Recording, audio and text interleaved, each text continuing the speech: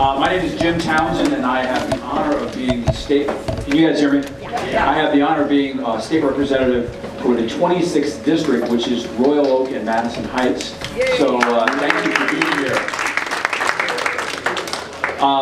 We're going to have people streaming in, I think, for the next few minutes, but I thought we should get started because everybody's time is valuable, and I want to make sure we begin on time and we finish close to on time, hopefully. Well, I want to welcome you to this town hall meeting on the water quality issues we have in our state. We're calling it the Water Quality Town Hall, and I'm going to be sort of the master of ceremonies. I'm going to talk about what we're going to do today, and I'm going to take the privilege of giving you something to think about when really during this meeting and hopefully afterwards, when you think about what this really is about. What are we really talking about? But to begin with, I want to talk about this. So the agenda we have today. I want to recognize some of the leaders we have in the audience, and certainly talk about these great folks on our panel. But I thought I would start by acknowledging some elected officials, some people who've come from a number of different places to be with us today, and I really appreciate their being here. One is Dave Woodward, who's the Oakland County Commissioner for Royal Oak and the environs. He served in the legislature before I did, and is somebody I really respect a lot. So please say hello to Dave Woodward back there. I also want to say hello and acknowledge the leadership of Mayor Jim Ellison, sitting over here. He is Royal Oak Mayor. We have with us Jeremy Kaplan, who is a representative from the office of Congresswoman Brenda Lawrence. Jeremy, thank you for being here. And I didn't see her, but I believe she's here. Marcia Gershenson, who is, yes, Marcia in the back. She is a member of the Oakland County Commission. And finally, we have Howard Barron, who is a member of the Bloomfield Hills School Board. Howard, where are you? Thank you for being here.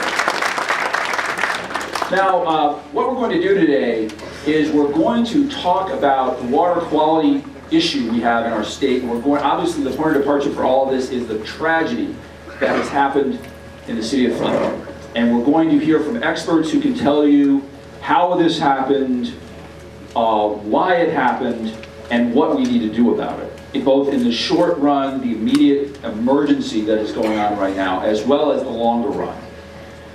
We are also going to talk about, as part of that discussion about what we do about in the long run, what kinds of changes we need to make to public policy at the state level primarily, because this is a state concern. Yes, the local governments are involved. Yes, the federal government has a role. We're going to talk about that, but ultimately this is a state matter. And so I have colleagues with me from the legislature who have been working very hard on this issue, and I'm going to introduce them in a moment to just give you an idea of what we're what we're trying to do with the legislature, both to get to the bottom of this, to find out what really happened, but also to get the solutions. Because yes, we want to hold people accountable, but what you care most about, I'm sure, is solving this problem, right? Making sure we never experience this again. Making sure that we do everything we can to make this right with the people of Flint, the children of Flint. That's what this should be about. So I'm just going to introduce our panel, and then I'm going to say one thing about sort of my perspective on this that I hope will be useful for you. So first, we have Sue McCormick. Sue McCormick is the CEO of the Great Lakes Water Authority. That is the regional authority that was created out of the grand bargain and the bankruptcy out of which the city of Detroit emerged back in 2014. And Sue is going to be able to talk about all things water in Southeast Michigan. She's going to be able to talk about her perspective because she had a bird's eye view of what has happened in Flint. She was not responsible, don't get me wrong. She was not responsible for it, but she knows about this and she can talk in a very, very informed way about it. Next, we have Dr. Mona Hanna-Attisha.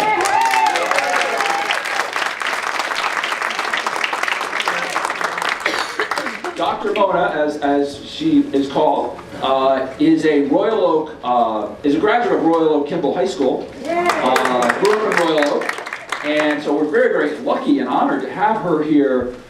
She is a pediatrician who works in Flint and was the person who first discovered elevated lead levels in her patients.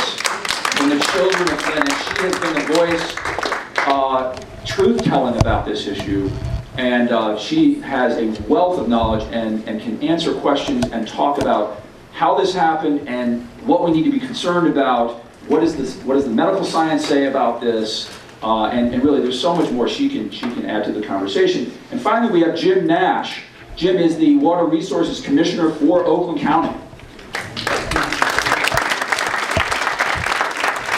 Oakland County, now, we have a regional water system.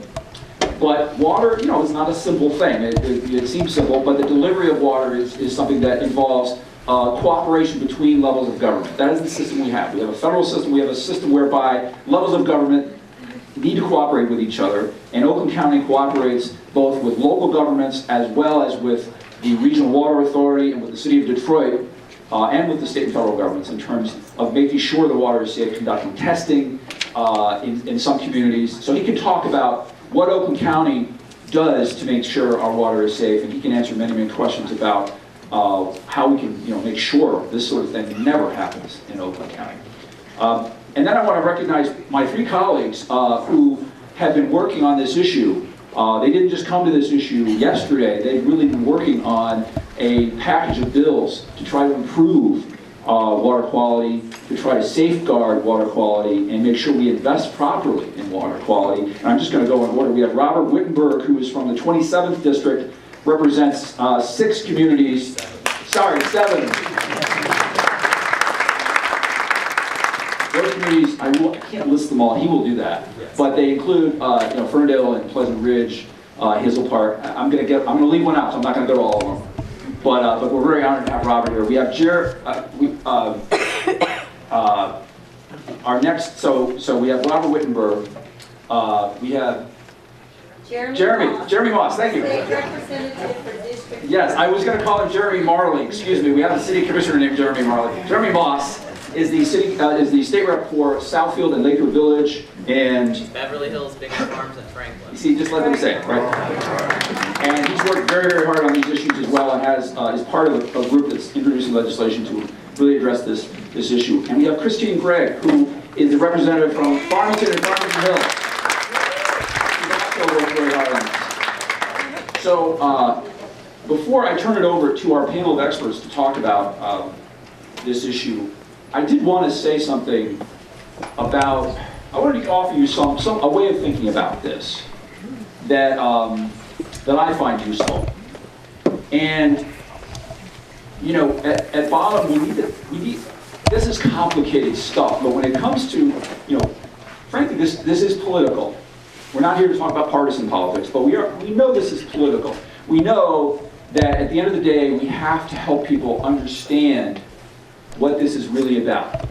And I would suggest to all of you today that what we're here to talk about is about family values. Now, some of you might think, did I walk through that door and suddenly end up in a town hall meeting in New Hampshire where they're talking about family values a lot? No, that's not what's happened. But I think we're really talking about family values in the sense that Michigan is a family. Now, I realize that, I'm not related to, well, actually my sister-in-law is here, so I am related to one person here, but, when I die, don't expect any inheritance from me, okay? And likewise, right? So we're not in the same family in that sense. That's not what I mean. But I think family is a metaphor for what we need to be thinking about and what has broken down in our state and really in our country. Because think about your family obligations. Think about what this is really about. This is about generational obligations. This is about the fact that we sit here really benefiting from the investments and the sacrifices that our grandparents and our parents made for us. Isn't that really, when you think about what family is most about, when you think about the obligations that tug at your heart the most, right? It's what you owe to the people who provided for you, and it's your obligation to provide for those people that you're responsible for, right? And we know that about our families. But I would suggest to you that we have another family. And it's not exactly the same thing, but it really is real. And it's the Michigan family. Because all of us are beneficiaries of prior generations that worked and sacrificed and paid taxes, and some people went to war, some people died.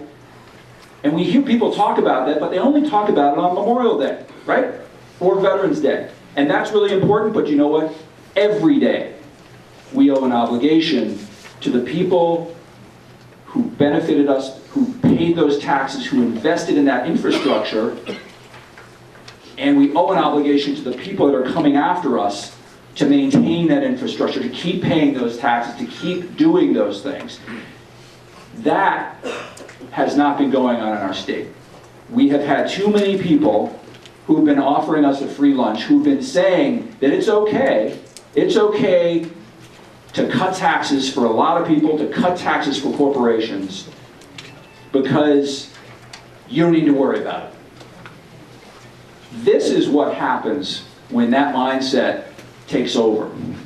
And so I just wanted to make that point, because I really think, and I'm not being sentimental about family, I really mean this. I really think that Michigan should be thought of as a family in the sense that we owe those obligations. Think about this, and I'll end with this. Think about this. You know, in a couple of weeks we're going to celebrate President's Day, right? And that is a celebration of the founding fathers. Now, we should say mothers as well. But it's no accident that that's the word we use when we talk about the people that created this country. You know, when Lincoln said, 77 years ago, our fathers founded this nation, he was talking about the sacrifices that the people that came before us made, and made all of this possible. And so what Sue is going to talk about, and Mona and Jim and my colleagues are going to talk about, is what happens when we don't take care of our family. So I want you all to think about that. I'd love to talk to you after the meeting if you think that's a way that we should be talking to our neighbors about this. Because in the end, yes, we're going to have to pay for this. But you know what? I'm saving money to pay for my kids' college, and I'm sure many of you are doing that or have done that, right? That's what we do. And that's what the Michigan family needs to get back to doing. So, I'm sorry for my little speech, but I feel like that's the way we should be talking about this, and I'm now going to turn it over. Thank you.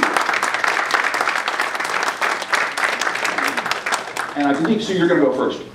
I'm now going to turn it over to Sue McCormick, the CEO of the Great Lakes Water Authority, to talk to you about how we got here and to help explain sort of the water system in our state and our region. Is that too tall an order? Thank you, everybody. So I want to talk a little bit about who I am. I'm from the western end of the Upper Peninsula originally, and I went to Michigan State University. And from Michigan State University, thank you. I love University of Michigan too, and I worked in Ann Arbor for 11 years with a view of the big box. So, you know, I've been around the state. I say that I've made my way from the northernmost, westernmost point in Michigan to southeast Michigan for a reason. The arrow's been pointed this direction for a long time. 37 years I've worked in water quality and water supply, and I can tell you what's happening in Flint is heartbreaking. It is a matter of public trust. What I'm going to talk about is what we have the advantage of.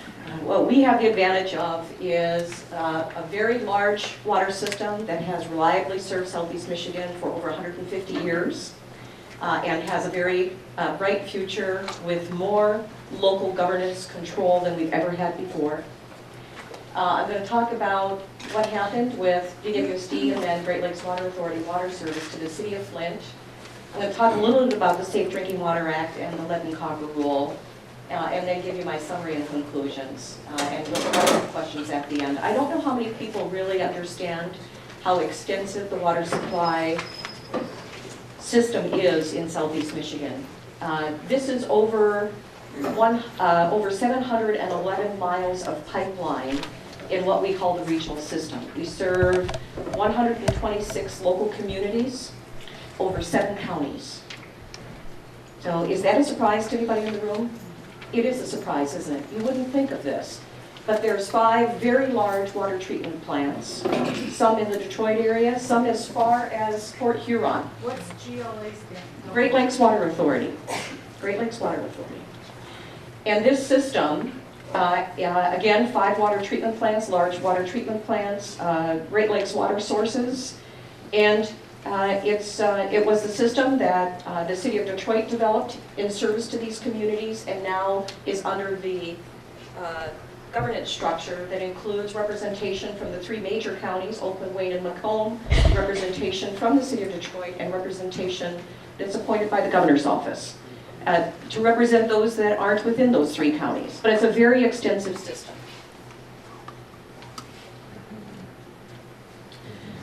Again, large water treatment plants, pump stations, reservoirs, large diameter pipes that we call transmission, that's the 711. I want to make sure that everyone understands that corrosion control is something that occurs in water treatment. So there's a very specific set of regulations that address corrosion control in water systems.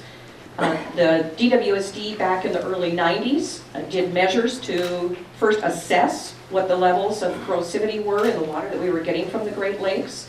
It wasn't a significant challenge for DWSD to look at optimizing corrosion control because the water, the Great Lakes water, is not very corrosive.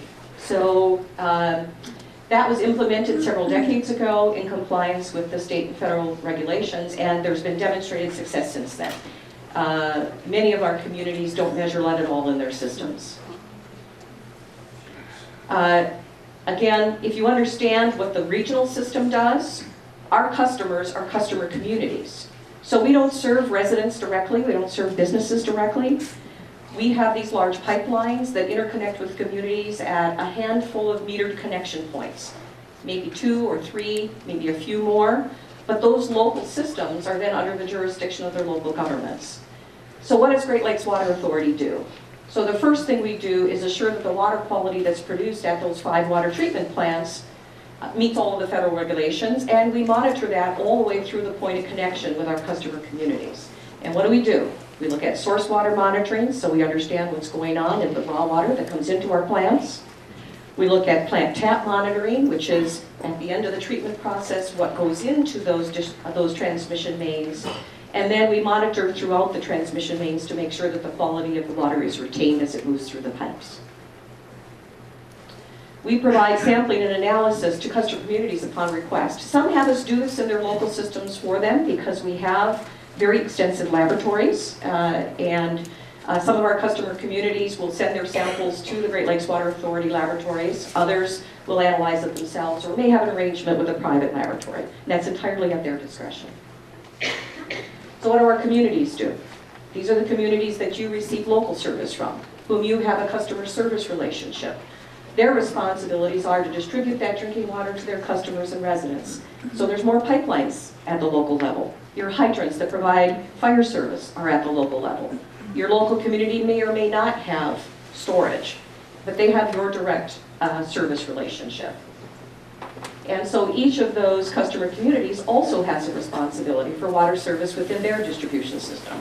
So they have very stringent protocols for how they use the system, how they maintain the system, and how they monitor water quality within that system.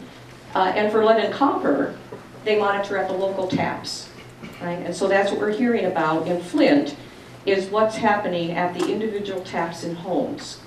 But understand, in this situation, lead is not in the source water for Great Lakes Water Authority. It's not in the pipes for Great Lakes Water Authority. It's likely not in the pipes in your local communities because sources of lead there are very rare. Where we find sources of lead are in local service lines, if the plumbing code allowed for them over time, and in the fixtures in people's homes. Because brass faucets and other things in your homes, at some point, were allowed to contain lead sources, minute sources of lead in brass. And those things can leach into the water source. The other thing I want to make sure communities understand is because we have these metered points of connections to various communities, the water within the City of Flint's local system is physically prevented from coming back into the GLWA system. What happens in a local community is going to stay in that local community.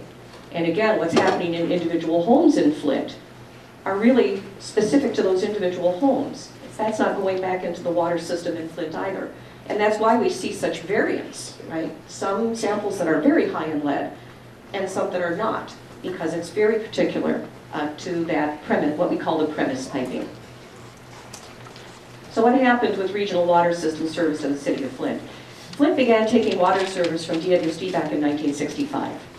At that particular point, I believe the city of Flint system required significant investment at their water plant. There were questions with regards to the quality of the source water, very difficult to treat. So in 1965, they entered into an agreement to be served by the Detroit Water and Sewerage Department. That was a 35-year agreement, which ran its original term in the year 2000, but the contract provided for both parties, if they agreed, to continue to serve on a year-to-year basis. So that's been basically a year-to-year arrangement since 1965. Flint resumed operation of the Flint Water Plant and use of the Flint River when Flint chose to come off the regional water supply system on April 24th in 2014. Now I can tell you over that 15-year history, there were lots and lots of discussions between the city of Flint and DWSD about whether Flint would continue on the regional system or not. Probably back in 2010, I think, is when conversations first began in seriousness about creating the Carigandi Water Authority and Flint having a different source of supply, a better source of supply from Lake Huron. Unfortunately, the negotiations did not result in another long-term contract with DWSD, and Flint chose, while they waited for the pipeline from the Carigandi Water Authority, to begin to use their plant and river, which was approved as a backup water supply, and had been the backup water supply for the city of Flint during the entire term of the DWSD contract. And it was really the intent to continue to use the Flint River for that source of supply until that new pipeline was available. I think what we've seen is the issue that resulted was, as that source of supply was changed, there was not the level of care necessary to make sure that effective corrosion control, which is necessary to protect that system from leachy lead from premise piping. And that's really the result that we've seen. When lead was discovered to be the heartbreaking issue that it is in Flint, we received a call to put Flint back in service, and within 5 days of that request, we were able to make the physical arrangements to return water service to the city of Flint. And so on October 16, 2015, we returned service to the city of Flint, and that's what we're doing today as Great Lakes Water Authority, like we are for all of our other regional communities, is serving the city of Flint. So let's talk about lead and copper. So we understand a little bit of the rule and its intent. So if you think about this, you've got the property of the water system to your right and the homeowner's property to your left. And here's the street. And in that street, or generally on either side of it, you have your water main. That's not a source of lead. Then you have what's called a utility lead. Everybody know what their curb box is? Everybody know if you have a curb back box in your front yard near the sidewalk? That curb box has a little valve. That valve is operated to turn a service off and on, let you do home plumbing repairs, things of that nature. This piece of pipe that goes to the curb box is the utilities. It can be lead. It can be lead. I think that's the question I was going to get. And that really depends upon the utilities' history and what they approved for piping materials. Then you have the curb box right at that dividing line, and then you've got what's called the property owner's service. And that can be lead as well. And it really, again, depends upon what the local community had over time that was allowed in their plumbing code. Some communities did and some communities didn't.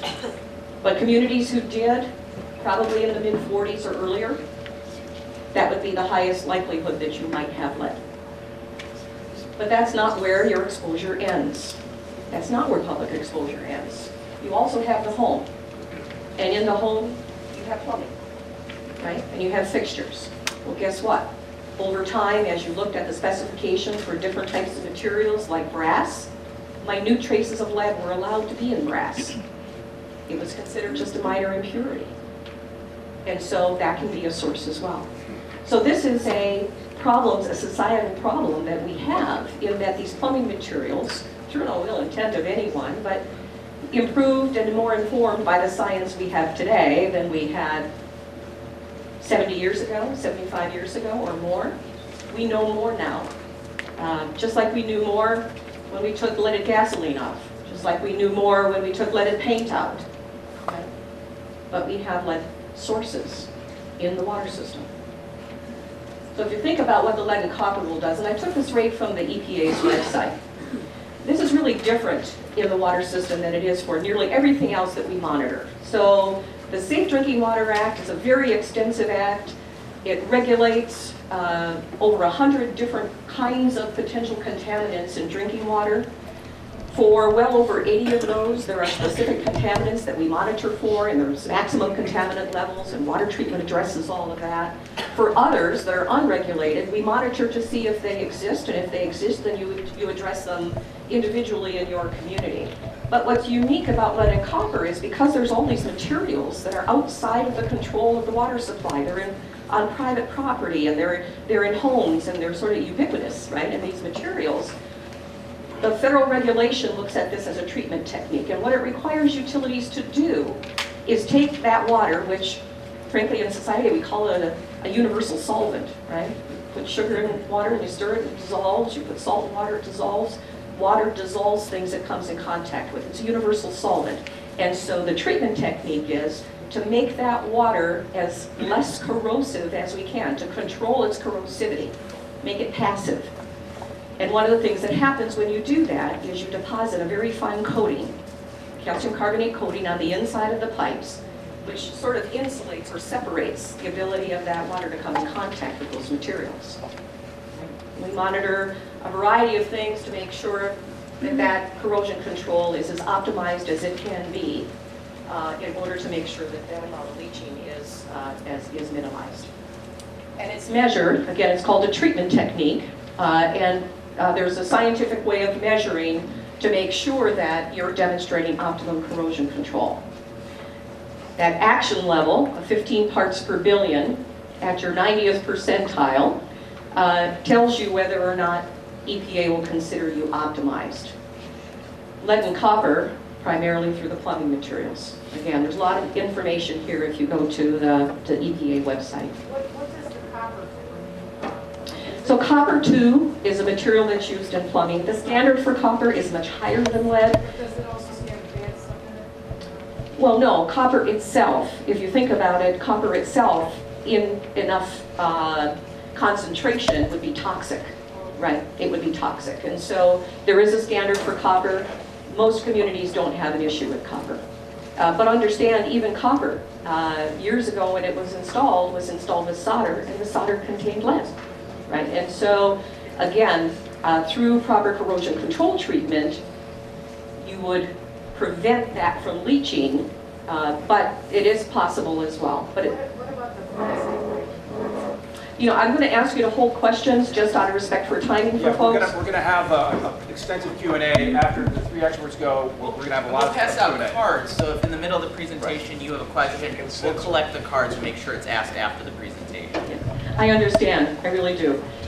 So I just wanted, again, because our time is so short, I can't do much of a chemistry lesson here or talk about the rule in detail, but there are some summary conclusions that I want to make sure the public understands. First, just the size of the system that is serving Southeast Michigan, so people understand. There's very consistent corrosion control across much of this region that's provided by the operation of Great Lakes Water Authority.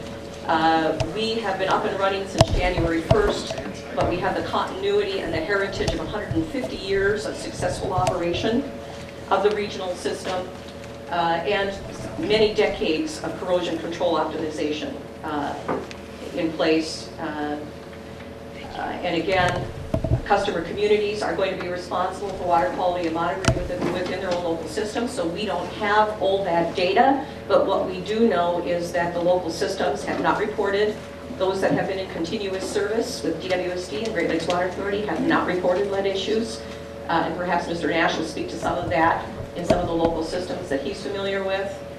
And then last but not least, giving you the assurance that as heartbreaking as what's going on in Flint is, and the need to resolve that for those residents as quickly as possible, that is a local issue that is not affecting the rest of the communities that are served by the regional system. And so with that, I'm going to hand off.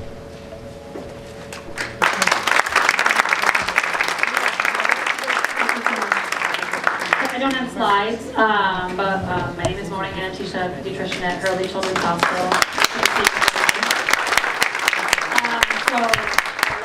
This is my hometown. I'm a native of Royal Oak. Went to school, show my biases, University of Michigan, then Michigan State, back to University of Michigan, then Wayne State. So fortunately, I don't care about sports, but if anybody's wondering, I'm a fair weather friend. So I'm here just to kind of talk a little bit about what happened in Flint, and I apologize if it might be a little redundant to what I said earlier at the meeting. Flint, for over 50 years, half a century, was getting water from Detroit, which was fresh Great Lakes water. And then in April of 2014, under state-appointed emergency management, not the city of Flint, switched their water source to the Flint River. It was the backup water treatment source, but it was rarely used. And that created a perfect storm for lead to leach into the water for several reasons. The Flint River was innately more corrosive than the fresh Great Lakes water. The corrosion inhibitor was not added. Corrosion control was not added. It was going into an aging infrastructure, and nobody really knows because the record keeping is terrible, but it's estimated that between 10 and 80%, so a huge range of service lines in Flint are lead-based, and that doesn't even include what's in people's homes. Lead was in bronze and lots of things, and it wasn't really restricted until 1986. And there's really nothing in Flint that is newer than that. So it was a more corrosive water source that was not treated, that was going into an aging infrastructure, that had a drop in population, and it had exorbitant water rates. All of these things were the perfect storm for stagnation of that water and for the lead that was in that plumbing to leach out of the plumbing and into the drinking water and into the bodies of our population. So obviously there's a bazillion investigations as to what's happening. I don't want to kind of look backwards, but I do want to look forward because as a nation, this is not a Flint problem. This has national implications. I was at the EPA in November testifying regarding the lead and copper rule. The EPA was before the Flint issue, and actually in the beginning of the Flint issue, working to weaken the lead and copper rule. They wanted to actually make sampling more voluntary and give water utilities more authority to test on a voluntary basis. And so we, as a state, have an opportunity to be models, to really go beyond minimum regulations, minimum compliance, and to protect public health as much as we can. Because when you turn on the tap, you expect that water to be safe. And for 18 months, the people of Flint were told your water is safe, and it was not. So I think, we want to flip the story as much as possible, but I think as consumers, as public citizens, as utilities, as legislators, we have the opportunity to really be a model and not just be at that 90th percentile, but ensure that all of our communities have 0 parts per billion of lead, and that we're monitoring more aggressively, and we're not doing just what the LCR says we're doing, and that we're aggressively investing in infrastructure, replacing our lead service lines, doing more aggressive testing. Testing for water is very, very variable. And DEQ mastered how to minimize the lead in water. There was pre-flushing, which was widely used. They told you the night before, flush all the water from your house and then give us a sample in the morning. Basically, get rid of all the lead in your water and then give us a sample. They were also using narrow mouth bottles, which also minimizes lead. They were also sampling, the sampling pool did not have proven lead lines.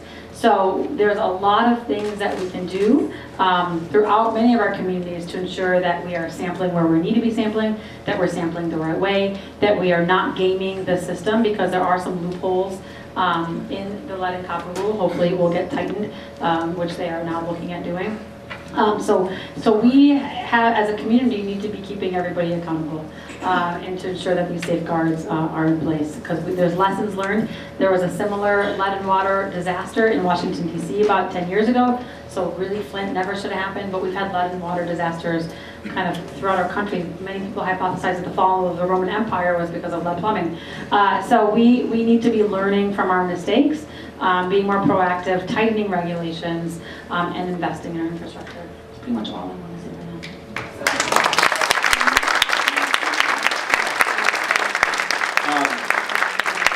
Thank you, Dr. Mona.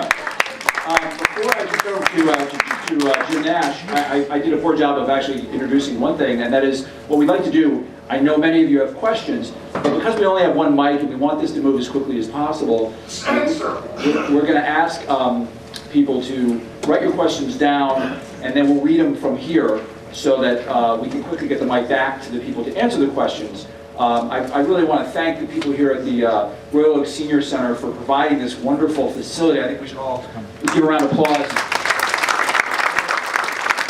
But we only have one mic, so that works with this system. So we are kind of constrained in that way. I'll now turn it over to Jim Nash, our Water Resources Commissioner for Oakland County. Thank you so much, Chip. First of all, I want to thank Sue for coming here today. And since I came into office in January of 2013, I met Sue, I think, actually December before that. But our county has been for many years trying to do what we finally did with degrading the water authority. And the previous director ended up in court and under felony charges, and that tells you where they were coming from. Our county had been in fights with them for several things over the years, but I can tell you that since I've come into office, working with Sue, bringing this authority to life, it's been an amazing journey working with somebody who really cares about this system and how we treat the entire region. And that's the most important thing to me and the reason I wanted to do this. I lost one of my top people, one of my top 3 people in my office to the Water Authority last year. Sue Coffey is one of my top engineers who now runs the capital planning and all the things around what we're building in the future. And she is a great asset for this whole region. I lost her, but the whole region gained her, so I think that's a terrific trade.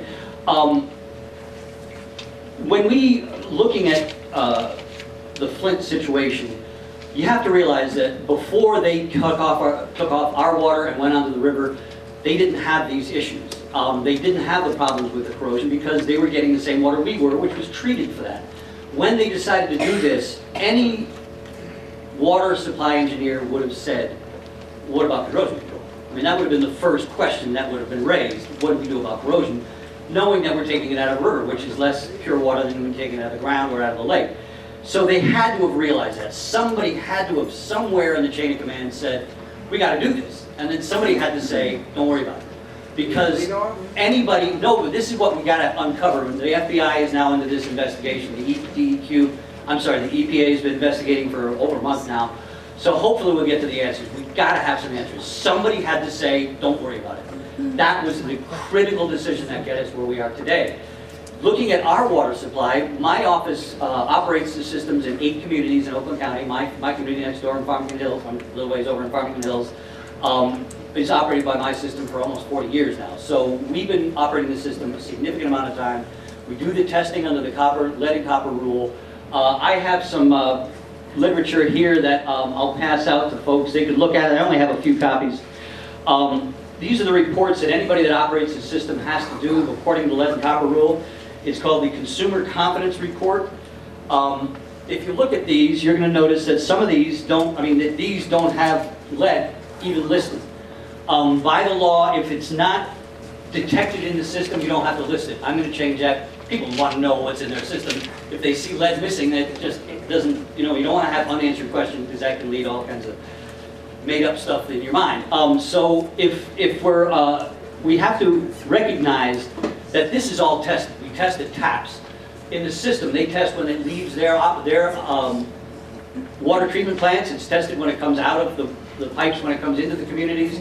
It's tested at the water towers. It's tested everywhere, whether it's metals or it's bacteria or the things that affect water quality. All those things are tested as a regular thing. within the system. Somehow that broke down in Flint. We have to realize how it's done.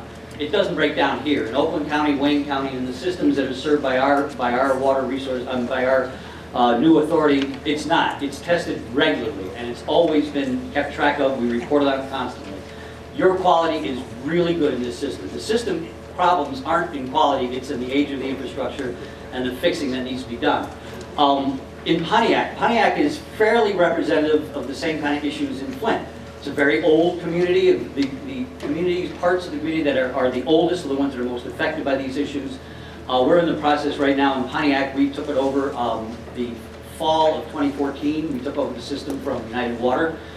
They were not operating it as well as it should have been operated, so we've taken the system back from privatization, and it's now in my office. We are replacing miles of water mains right now in Pontiac. In the past 2 cold winters, this year has been blessedly mild. In the past 2 years before this, we had over 200 main breaks just in Pontiac because of the age of the system, and the way they built it was too shallow. So we recognize that whenever we do construction, we always make sure that it's tested around it. But even as old as Pontiac is, they have just as good water as Farmington Hills and anybody that's served by the system. So we are well served by the Water Authority and DWSA before that in terms of the quality of our water. We have some of the best quality water in the country. So we can be rest assured that we are testing, that we're given good water, and that this will not happen here. Nobody in my system, if they came to me and said, one of my communities, even if we don't oversee them, is planning on taking water from a river and not using that kind of thing, we would notify everybody anytime we have any kind of failure in our testing of lead. We notify the health department, we notify the DEQ, we notify the EPA. Everybody has to be notified. We all work together to make sure it's located, find out what the problem is, and it's treated in the way it needs to be.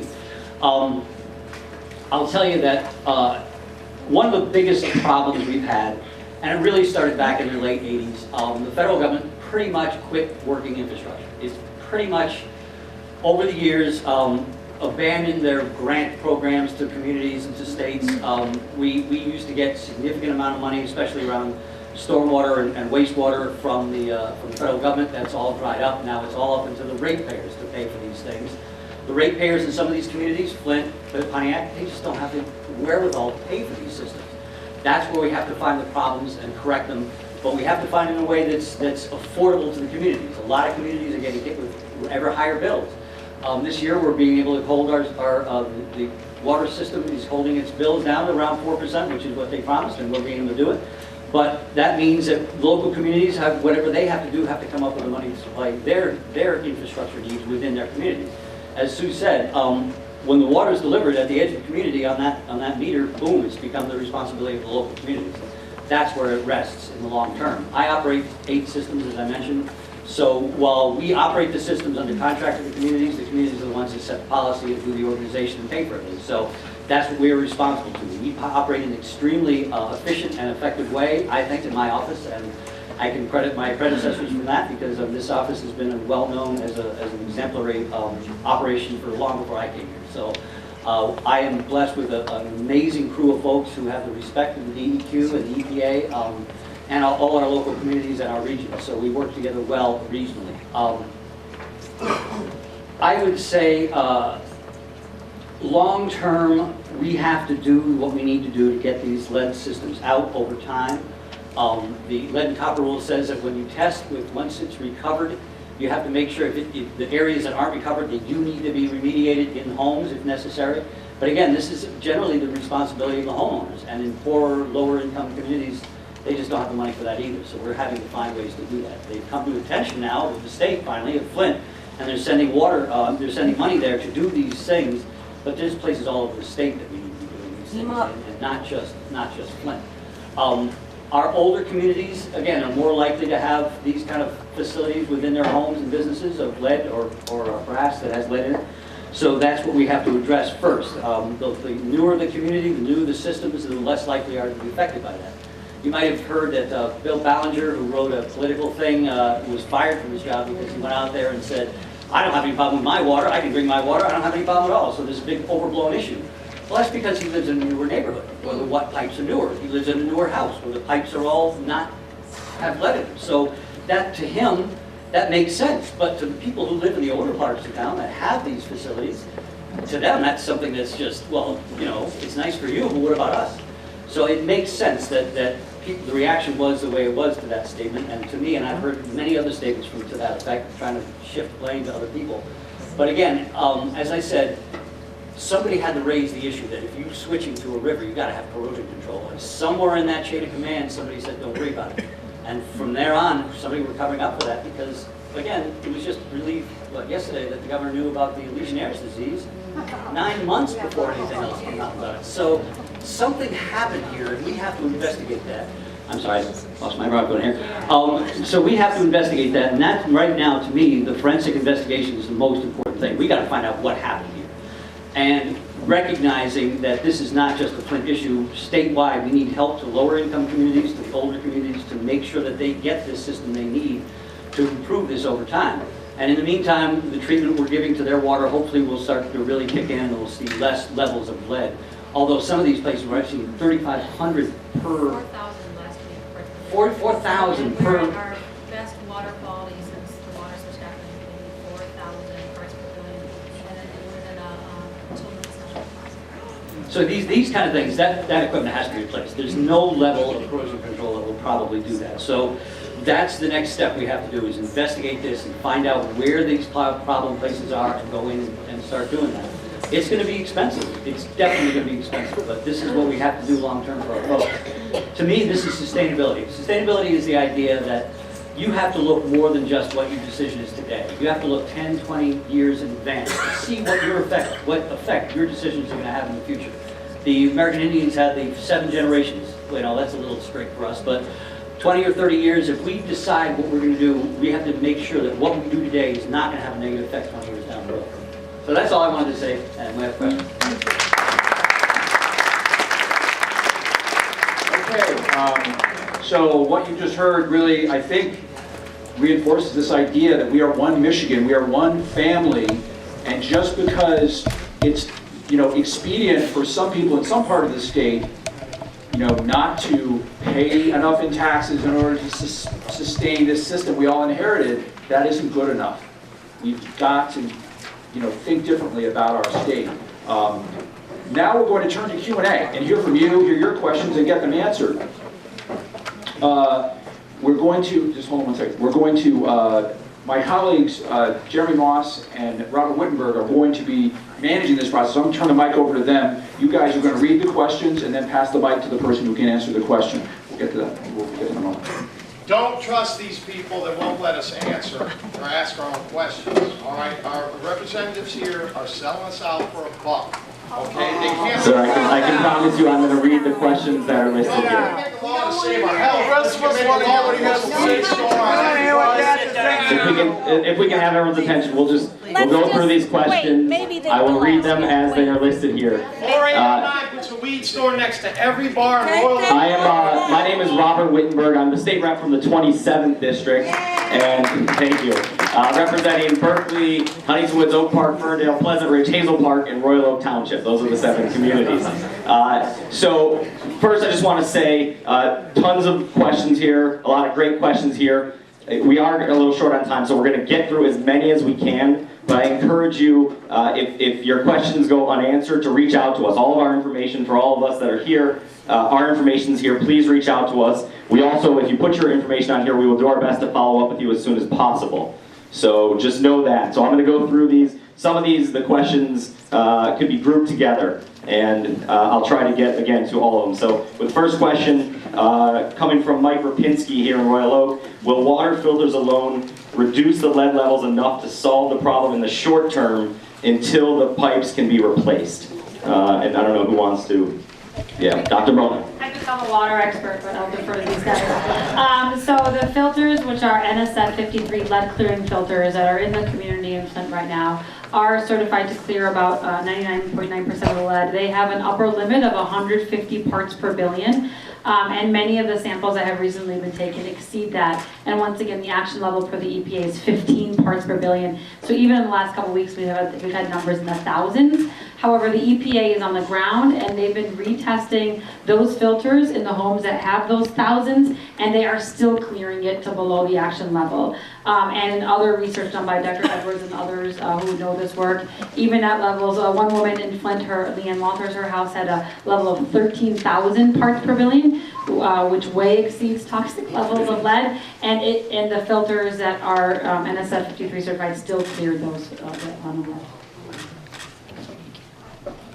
Next question. This one I don't know if we need a scientist to actually answer this, but from Sandy, specifically, what is in the chemical makeup of lead that makes it harmful to our health?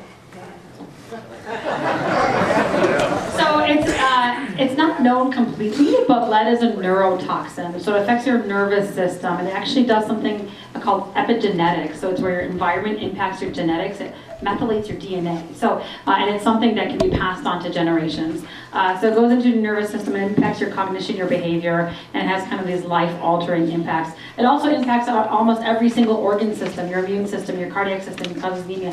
So it has a lot of other consequences, but we most worry about what it does to your nervous system because of kind of these life-damaging consequences. I'm going to try to group a couple questions here. So one, Donna Miller from here in Royal Oak. Our house was built in 1929, and so we have lead service pipes. We recently had our water tested for lead by the DEQ. The results show 0.002, is that milligrams per liter? 2 parts per billion, okay. Should we be concerned enough to warrant changing our service lines? And then along those lines, another question saying that, are you saying that anti-corrosive chemicals are felt to be sufficient for most homeowners served by the DWSD, or should we all be changing our home pipes? So I think this might go to you, Sue. So this is really where we as individuals have to decide what risk we're willing to tolerate. So the 2 parts, if it was sampled in accordance with EPA regulations, you had to have at least a minimum of a 6-hour contact time. No pre-flushing, wide open bottle. So one of the things that you might consider is, as Dr. Mona has explained, the longer the water sits resident and in contact, the greater the opportunity for leaching. So one of the very best things that you can do, even if your levels are low, is flush your tap before you use it. In the morning when you get up, flush your tap. For how long? Run it until it's cold. In other words, you will be able to tell, if you put your fingers under the tap, you'll be able to tell when you're getting water fresh from the water main. You'll feel that temperature differential. Cold water, flush the cold water. Exactly, and the same sort of thing even when, if you're going to fill a pot and cook, I'd recommend you use the cold water, not the hot water. Never use hot water. Okay. But I'm going to go back to the sampling. So you really have to make sure that it was sampled correctly, and I hope the entire state has removed pre-flushing. There's actually a bill in the legislature right now to ban pre-flushing for water sampling for lead, because that minimizes how you're collecting samples. And I hope we're being progressive and making sure that we are sampling for the worst case scenario to pick up the most lead so that we know what the highest risk is.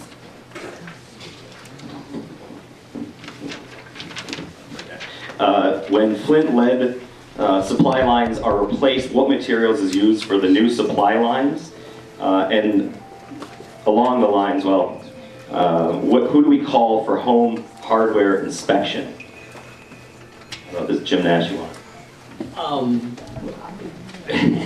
We don't do home inspections. If you're interested, I'd call a plumber to do that. We don't do things like that. We do the testing. People can bring tests to us. If they're interested, we do our own testing in our own labs. I believe the Water Authority does their own testing in their own labs. The state has their labs. So wherever you're sending it to, generally speaking, you'll have labs to send it to, and I would do the testing on it. Again, I'm not sure what the new codes are for plumbing. I really couldn't tell you. I don't know. Again, the plumbing code is going to vary by jurisdiction. Most plumbing codes have specified copper, and copper is is approved in nearly every community. Some communities today may be approving certain types of plastic service lines. Plastic in the home certainly, but some may approve plastic. But you really need to check with your local plumbing code to see what types of materials are approved. Your plumber, if you have a plumber that you use regularly, they can advise you as well, but it's really specific to the community. copper is the thing of the past. It's almost all PEX and or polyethylene. So line replacement is what everybody wants right now, especially in the city of Flint. They're rallying, they're demanding line replacement, but it has to be done very thoughtfully. In DC, when they had a lead and water disaster, they only did a partial line replacement, so they only replaced the public part, and that actually increased children's lead levels because it disrupted that scale. So the public and the private parts need to be replaced, and that's where it gets tricky. And this one here from Gerald Spezia from Farmington Hills. The Detroit Free Press reported high lead levels in children in Farmington. Is this water related? And I think along those lines, how do I find out if my city water is safe? You can test your system from your tap. There's ways you can do that. Health department has test kits, so you can go and get them there. In terms of lead in Farmington, we don't service Farmington, but again, we service all around Farmington, and all our testing has been undetected for lead. So again, in the older communities, there's lead paint, there's lead, even the sand from exhaust over years, if they play right near a road, there's lead in a lot of places. The lead, really water is one of the most accounted for in terms of lead. Lead paint, if you have lead paint in your house, they'll make you carton off your whole house to take out the lead paint. I mean, it's extremely strict. So in terms of water, again, the water we get from them is extremely pure, and we do test it. So Farmington, I would assume, tests their own water, or they have a company do it. Everybody has to do it. Yeah, there's lead from a lot of other sources, but we've done such a great job removing those other sources. So in the future, the lead in water, that percentage is going to be a greater problem. And I would just go back to saying I hope they're being sampled correctly in all these communities to really know the problem. When a kid has an elevated lead level, the Center of Disease Control doesn't even ask you to sample your water. That's now changed in Flint and other communities. So I think we just don't know how bad it is. Chicago has a huge lead and water problem. New York City has the most lead lines, and Detroit has a lot of lead lines. So it's an unknown. And as I've kind of got more involved in this, I think we can't dismiss it as much as we've just dismissed it in the past. This one's from Herb Helzer, and I also I want to preemptively apologize if I mispronounce your name. There's a lot said about immediate needs, bottled water filters, etc., and long-term solutions, replacing the tainted service lines. What options exist between the two? Has anyone considered rainwater harvesting systems? And then this one, I don't know if this can be grouped with this, but why don't Flint residents get 5-gallon water donations instead of small bottles of water? And where are all those plastic bottles ending up? Are they recycled? Do they go into the trash? So they just recently started recycling of bottles, which is fantastic, but it's another problem we just created, but it can't be worse than lead. And then the rain harvesting part. So nobody knows how long this water will not be safe to drink. The EPA is testing aggressively. They're on the ground, thank God. And hopefully that protective seal is going to come back soon. And I hypothesize maybe in the next few months this hopefully will be past us, but nobody really knows. Many people have talked about other harvesting of water and what have you. So I think the water, we have enough water in Flint, so please don't do water drives, don't donate water. We can't even store or process the water. It's being stored at Selfridge Air Base now, so we don't need water. So if you want to help, you can volunteer or give to some other things. Yeah, flintkids.org. It's a fund to look at these tomorrow problems and optimize these children's development. And that answered one of the questions here from Susan Garrett's about, and maybe you can expand on this a little bit towards the end, but tell us about your early intervention initiatives being developed with MSU and the need for funding and how people can contribute. So I'll have you make sure you cover that, but also Susan Garrett's, the treatment technique requires systems to monitor water quality. By systems, do you mean the City of Flint, the DEQ, or the EPA? It's the public water supply responsibility. So the public water supply, each public water supply has to submit a lead and copper sampling plan to MDEQ. It requires a distribution, identification of specific lead and copper services, a distribution of those throughout your distribution system. So it gives you, the intent is to give you a good statistical representation of what's going on throughout the system. Once that plan is approved, then each local utility has the responsibility to do that monitoring in their community. That monitoring and those results then are compelled to be submitted to MDEQ, and MDEQ has oversight over that. Michigan has what's called primacy. In other words, EPA, national EPA, is the enforcing agency for the Safe Drinking Water Act. But where states meet local regulations, state regulations that are at least as stringent as the national and have demonstrated good success in their programs, they can be given primacy to oversee the Safe Drinking Water Act. Michigan also has what's called Act 399, which is the state version of the Safe Drinking Water Act. It can be more stringent than the federal, but it cannot be less stringent. So I hope that has answered, I hope that answers the question. That answered it. I mean, we operate systems for a bunch of communities. The communities otherwise operate themselves that can contract out for the testing, but a lot of them do it themselves. We do it for some of the communities in terms of testing when they turn us over the test. This does need to be something that is, and then there's new reforms towards the, I've seen some, what is it, the lead and copper working group that's working on a national, much more stringent and demanding replacement for some of that.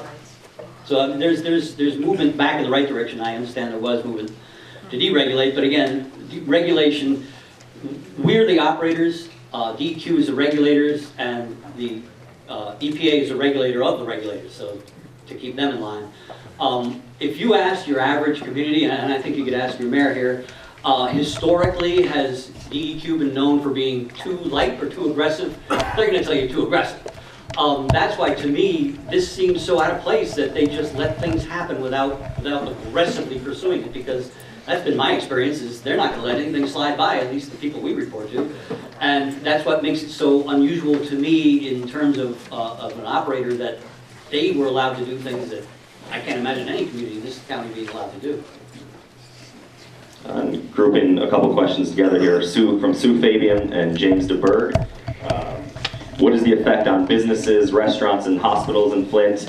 In addition, why was GM allowed to switch? And what are the results of GM's water testing now? So there's definitely been an impact to the economy in Flint. Small businesses are suffering. A lot of the larger buildings like hospitals, they needed bigger pipes, and those were usually not lead-based. And in addition, they go through a lot of flow. They use a lot of water, so there wasn't as much stagnation in the water, and they've had more filters and testing in place. GM stopped using the Flint River water in October of 2014 because it was corroding their engine parts. So that should have had huge red flags, corroding engine parts, what they're doing to our plumbing. But unfortunately, it was a missed opportunity. This is from Dennis Green from Farmington Hills. Since corrosion control for water began in the early 1990s, weren't we all exposed to lead? What research has been done to isolate the effects? Could that account for the rise in Alzheimer's, diabetes, and the election of Snyder?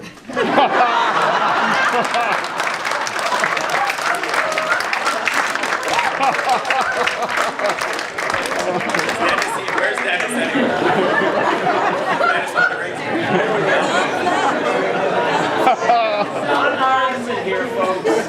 So we have learned so much about lead in the last 10, 15, 20 years, and that's why there's no safe level of lead per the Centers for Disease Control, per the American Academy of Pediatrics. It's one of the only things in our environment that we say there's not supposed to be any of it in your body. So yeah, we used to think smoking was okay. We used to be okay with lead. But we have learned so much more about it. And many people have hypothesized the disparities that we have in our populations to be related to lead. People have done bone biopsies of men who have been incarcerated, people in jail, and found these histories of lead and has linked it to criminality. So it's very hard to say cause and effect, but there's a lot of correlation of what it has done to our communities, especially our inner city communities, which You know, lead has always been known to be an environmental injustice because pre-existing, it's low-income minority communities that suffer disproportionately from lead.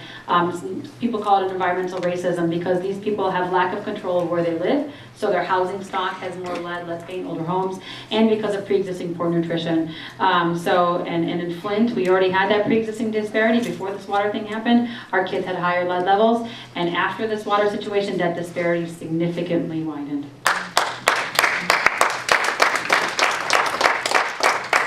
Aside from lead, what's your largest concern public health-wise for our drinking water, if any? We have extremely clean water. We get very good water from Lake Erie and the other places we get it. They're well known. Our system has been well known as a very pure water system. I mean, again, like I said, our biggest issue is the infrastructure. We have to make sure that we keep up to date. It's just older infrastructure.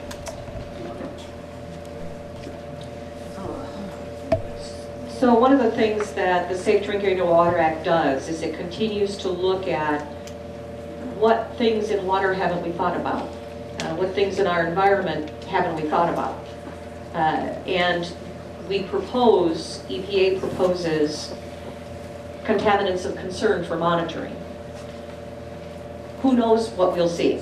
Certainly pharmaceuticals in water, where we have inland water streams in particular, pharmaceuticals has become something that we're thinking about because we use a lot of pharmaceuticals in our population to control our health. I don't want to say over-medicate, but we do have medication that flushes out of our body through our waste streams. Those waste streams go through wastewater treatment plants. Not all wastewater treatment plants are designed to remove pharmaceuticals. They make their way back into the environment. The environment's our source of water. So there's a lot of research going on now on pharmaceuticals that I think, again, the science will continue to evolve and inform us going forward of the things that we need to be concerned about. I don't know what the contaminant of tomorrow is, but we need to use science to keep us informed.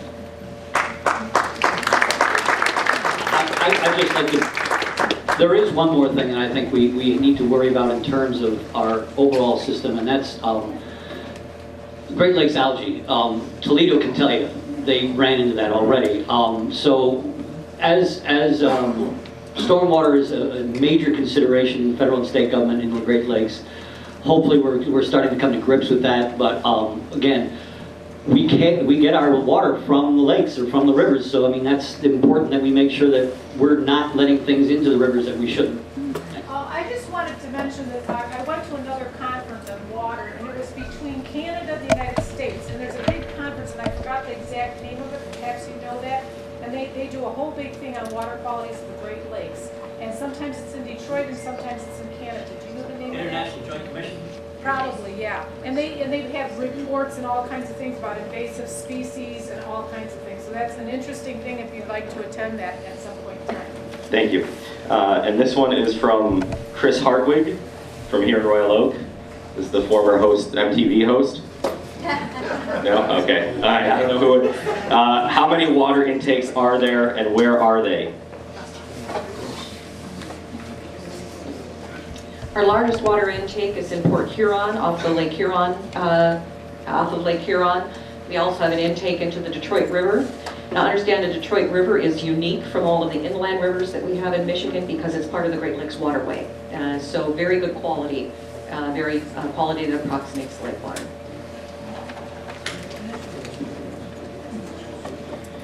Could it be said back in 2013 and 14 that authorities like the emergency manager in Flint simply took water quality for granted? Also, can you touch on how long lead stays in the body? I'll just talk about the lead issue. Lead stays in your blood for a short period. It has something called a half-life of 20 to 30 days, and then it gets either excreted through your urine or it gets stored in your bones. When you have poor nutrition or you're pregnant or you're stressed out, it can actually come out of your bones again and cause that same neurotoxicity. Once it's in your blood, it causes that neurotoxicity. So it's also like a gift that keeps on giving because it's hard to get rid of once it's in your body. Excuse me, here's one question news. Everyone's water is a mess and it should get tested. There's new legislation out, just came out on the 4th, It involves the private sector, so they're asking that companies provide 3 cents per piece, and in turn that will help the nation's infrastructure. For Flint, the utilities can be located in 3 days by utility locating companies. The city can be sectioned off, and you can create teams out of the 83 DPW counties and their DPWs, and it can be done quickly. Then the money goes back into the communities that help, and they in turn invest in their infrastructure. And I'm going to chime in also. Please, can We can already repeat know, for the questions that we know have, please? everything that's going on and all the solutions, and Dr. Mona said no water. We need to think about donating to her children's fund, and we need to start a GoFundMe account or like a We Are the World account, and just start putting money in there so we can pay for the infrastructure. That's how you embarrass Snyder and Earl. Pay for your own infrastructure. Thank you. We're going to do probably Make just a a... donation. Please, I'll challenge anybody to make Thanks, a Pam. $500 donation. Thank you, Pam. We will do just a couple more. And just to let you know, we are going to talk a little bit about some legislation that has been introduced here, and also some of the questions will be answered during that time when Representative Greig and Representative Moss will go through that. So we'll just do a couple more, just to be courteous of everyone's time. Politics aside, with scientists at local, Flint, state, DEQ, and federal EPA having some level of responsibility for corrosion control and water quality testing, how could the truth been concealed for so long? And this is from Susan Garrett. It's a mystery to me. I mean, people had to make that decision, realize they made that decision. Somebody up the line just let it go.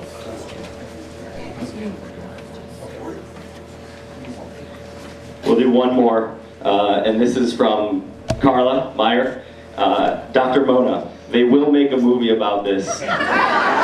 You'll be the main character. Who would you like to portray you?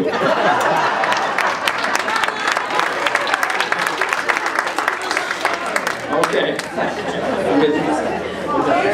Sorry, real quick. Again, if you have additional questions, some of us will stay afterwards. I also first just want to thank all our staff that's here. They've been the ones running around, with the questions and helping out to put this on. So I want to make sure that I recognize them. So I'll let Christine Greig, Representative Greig. Thank you, Representative Wittenberg. I just wanted to spend a few minutes talking about some legislative policy actions that have already been taken. And then Representative Townsend will kick off some of the accountability and prevention initiatives, and Rep. Moss will conclude with a water quality bill package that is a bipartisan package of bills that we're working on to make sure that we have a good, solid foundation for everybody in this state. So when we talk about policy solutions, we obviously have some immediate needs.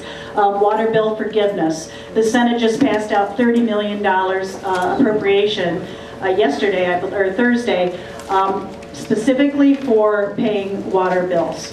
And that's going to be a big help. The estimates have been up to $60 million, so we're getting there, and we're going through the budget process to see if additional appropriations can be approved. Billions of dollars are coming from Obama.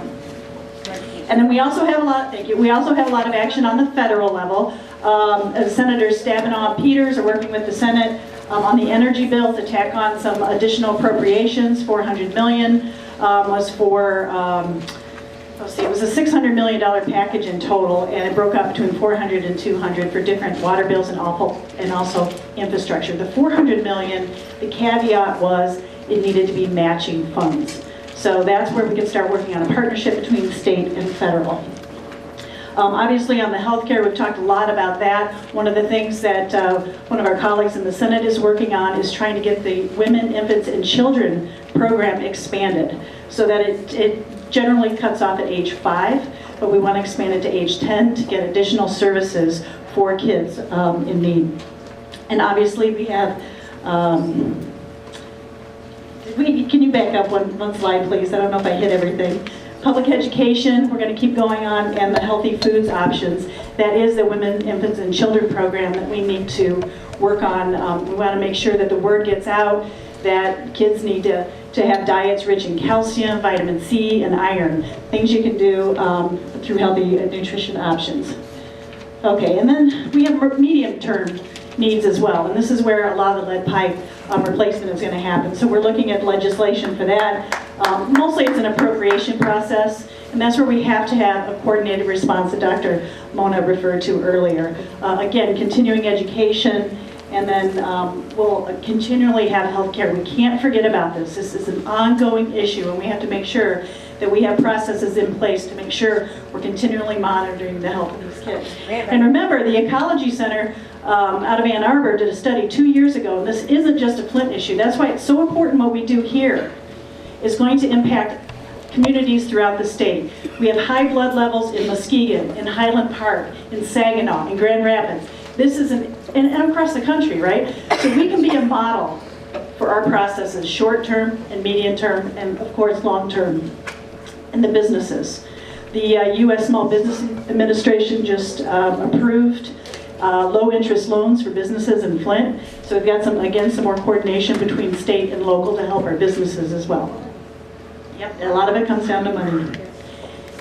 Just very briefly, I'm going to go ahead and turn it over then to Representative Townsend to talk about the oversight. Right, so just so you know, thank you, Representative Greig, very, very much. I want everybody to know we are answering every single question that was given to us. We're trying to address. So including this one, and this is a question that's, a question I think some people have put to me, and we're not going to ignore any questions. This one says, someone who assaults another person goes to jail. Why doesn't someone whose actions cause permanent IQ loss to thousands of kids go to jail? I think it's a fair question. I do not have the answer to that question, but I have a thought about how we need to work on getting to that answer. And before we go to this slide here, can you advance the slides a couple? This was a problem in Bloomfield or Orchard Lake. This would have been an issue long Right. before. I agree with you.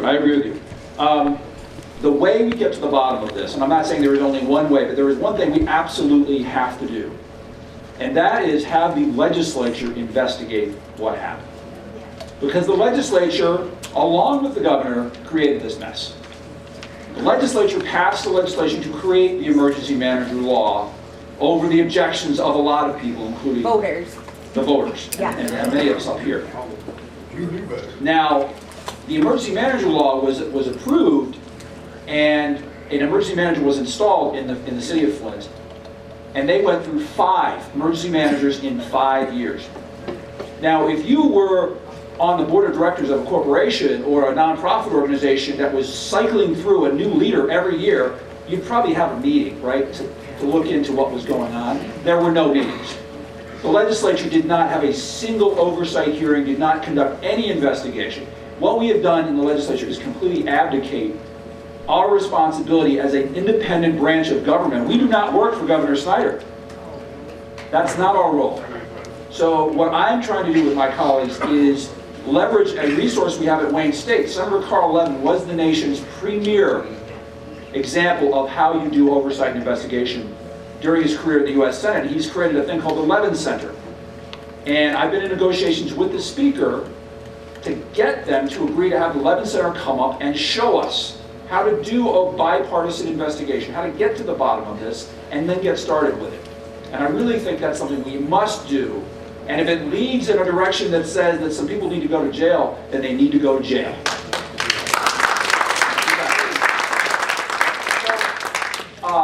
I'm going to turn it over to my colleagues, but I want to do one more thing really quickly, is talk about how we got here. There's a lot of conversation about the emergency manager law, there's a lot of conversation about some mysterious change in the Michigan Department of Environmental Quality. They used to be this tough watchdog group that was really, would tolerate they wouldn't tolerate any deviation from what would be the standard for environmental protection. Well, there's more to this story than just that. And this is a graphic that's probably hard for people to read, so we're gonna make it bigger in a moment. But just go back one, just so I show the whole thing. I'm sorry, I'm difficult. So you start way back in 1900, and you go all the way to 2011 and 2014. This is the history of the city of Flint.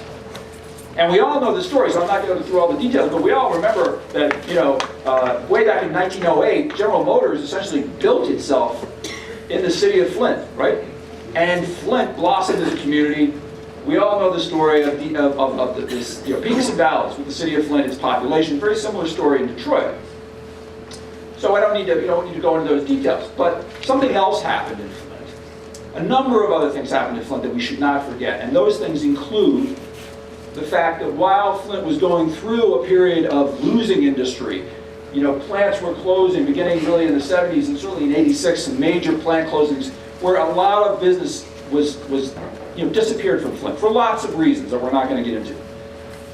But there were also things that were done through federal policy where communities of color were not allowed to receive housing support, support for getting mortgages in the suburbs. We know this. And so poor people and people of color, African American people, were concentrated in our center cities. That is part of this story. We need to face up to that. We need to talk about that. Another thing that has happened is that beginning in 1978, we passed a thing called the Headley Amendment, which is making it virtually impossible for older cities, including Royal Oak, by the way, and many other cities that have no open space to develop in, to really maintain themselves financially. They can't grow their tax bases. And that's created an unfair situation. So older cities like Flint are the ones with the most severe problem, but it's a problem that affects all of our communities because we can't grow our revenue. Where is the money going to come from to invest in fixing our infrastructure if we have things like the Headley Amendment keeping our revenues basically stagnant? Proposal A made it worse and has triggered the ability of the state government to cut revenue sharing. So this is not as simple as just one governor, one emergency manager, one MDEQ that was messing up. No, this is something we've been doing for 50, 60 years. And the undoing of it is going to take a lot of coordinated action and a lot of political change. So I just wanted to mention that.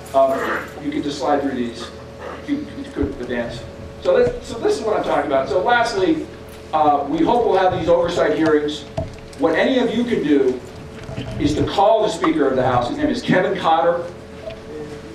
Look it up. He's easy to find online. Call his office and say, we need a bipartisan investigation. An investigation of the governor by the governor, or an investigation of the executive branch by the Attorney General, who is in the executive branch and is in the same political party, is not a credible investigation. We need Democrats and Republicans to work together to get to the bottom of this. I'm now going to turn it over to my colleagues, to just Jeremy Moss. Representative Moss is going to talk about a series of bills that we're working on to address many of the issues we've been talking about. Thanks. Thanks, Jim. So I'm batting last here, but this is actually a response to the residents that we've heard from in our communities that feel that there should be action items taken. What are the next steps? What are things that we can do as residents to actually help provide solutions to what is the biggest health crisis going on in the country right now? So I'm going to lay the foundation that last year, in response to the 2014 Detroit water shutoffs, many of our colleagues held a hearing in the Michigan House of Representatives about water quality and legislative items that needed to take place as a result. So in June of 2015, our colleagues, Representative Sheldon Neely of the City of Flint and Representatives LaTanya Garrett and Stephanie Chang convened a public health hearing at the state capitol about water shutoffs, contamination, public health concerns. And as a result of those hearings, they joined with a Republican representative, Ed Canfield, who represents the Thumb area, to introduce a bipartisan package of legislation that's outlined right here. You should have had this sheet, hopefully, it's at the front table. These are some of the solutions that we can take moving forward that were aimed to address some of the problems outlined. I have some of the questions that were asked during the question and answer, specifically what can government do to help solve this? What are some of the things that we can institute to put people first? Another question that was asked was, Shouldn't water be a human right? Can we have legislation to restrict water bills to a percentage of income and a mechanism to avoid shutoffs for unpaid bills? And then lastly, another question that was asked is affordability issue. I know that there are problems that are not as critical as lead poisoning. Nonetheless, can you comment from a public health view about any concerns you have about affordability and water shutoffs? So this package of bills is aimed to address that. And I want to highlight a few of them for you, and then some action items that you can take to help move this legislation along. Representatives Greig, Wittenberg, Townsend, and myself, we serve in the minority. We're happy that this is a bipartisan package of bills with both Republican and Democratic support, but the reality is that we don't control the agenda. We can offer solutions, but we don't have the ability to bring these forward on our own. That's where we need your help. So House Bill 5101, which was introduced by Representative Julie Plawecki, it establishes that each individual in Michigan has a right to safe, clean, affordable, and accessible water for human consumption, cooking, and sanitary purposes. That's an important declaration that we need to make, which is the foundation of all of these issues. In terms of an affordability response, that's House Bill 5097 from Representative Chang, and that addresses the water rate structure that unduly burdens low-income residents by amending the Social Welfare Act to create residential water affordability program within the Department of Health and Human Services in order to ensure that water bills are based on household income. With that said, there's a few decriminalization bills that really lessen the penalties when somebody is trying to get to fresh water, including decriminalization of the act of reconnecting a water service because of a shutoff. It brings it down from a 5-year felony to a civil infraction. And then addressing Dr. Mona's pre-flushing concerns comes House Bill 5094, introduced by Representative Neely, that stipulates that the DEQ and all water authorities must be compliant with the EPA guidelines. And it mandates that procedurally no entity, including the DEQ, will be permitted to use pre-flushing water samples as a method of collection. There are transparency reforms that we're introducing, billing reforms, and then another important piece of this is that if somebody is experiencing a water shutoff or because of a shutoff in their apartment in which they live that is through no fault of their own, that it stipulates in House Bill 5177, introduced by our Republican colleague Ed Canfield, that the city or township or village must identify a point in that community where fresh water is available, be it a fire station, be it the city hall, be it a public library, so that somebody who cannot find access to fresh water has it specifically identified for them in their community. So many of these bills, again, and I hope you can pick up the sheet at the front, many of these bills were introduced and referred to the House Committee on Local Government. I serve as the Vice Chairman, the top Democrat on the House Committee for Local Government. And I've talked to my colleague who's the chairman of that committee, and he knows that this is a pressing priority in terms of enacting some solutions.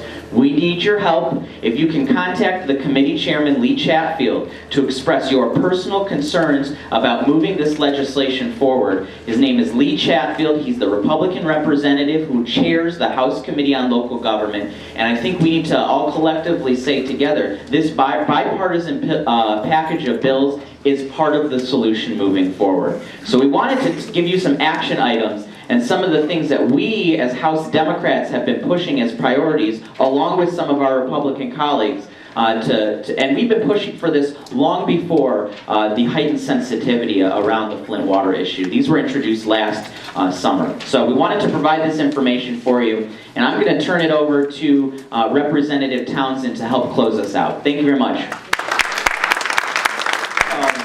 Is the one directly responsible for either taking up or not taking up these bills. Most of these bills are all going, pretty much all of them going to Local Government Committee. Who is that? Lee Chatfield. How do you spell that? C-H-A-T-F-I-E-L-D. Chatfield. And what is his position? He is the chairman of the Local Government Committee Okay. in the House. Okay. I have Connor contact information if you want. Yes. Sure, if you want to restate it. Howard's gonna, Its telephone number is 517-373-1789. Okay, how about? And his email address is Kevin Cotter, Kevin Cotter, @house.mi.gov. Okay. there's also, you probably, if you were at the front desk, we had that information. Oh, But, is you know, that? for not everybody picked that up, so I'm glad we did that. Anybody, I mean, Maybe I can have one of them to explain it to me how the residents and their time into the Yeah. water situation. 'Cause I- oh, I will answer that last question. So, just for those who didn't hear, the Levin Center is, you know, its purpose is to really help a bipartisan, they won't do the investigation, it has to be done by the legislators and their staff, but there's a way to do it right and there's a way to do it wrong.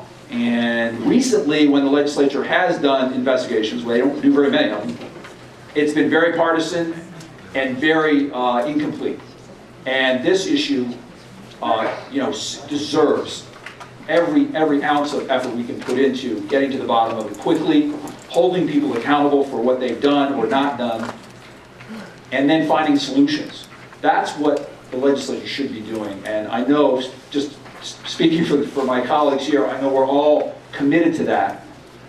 But all of us have got to lobby Speaker Cotter to get started. There is no justification for the fact that we've been sitting on our hands doing nothing, holding no hearings, holding no investigations, and we've known about this problem, well, I mean, everybody's known about this problem since October. And really, this is something that we could have uncovered as members of the legislature 2 years ago. So with that, I think I'm going to bring this to a close. I want to thank everybody for coming. I want to thank the Senior Center. I want to thank Sue McCormick, Dr. Hanna-Attisha, Jim Nash, Robert Wittenberg, Jeremy Moss, Kristen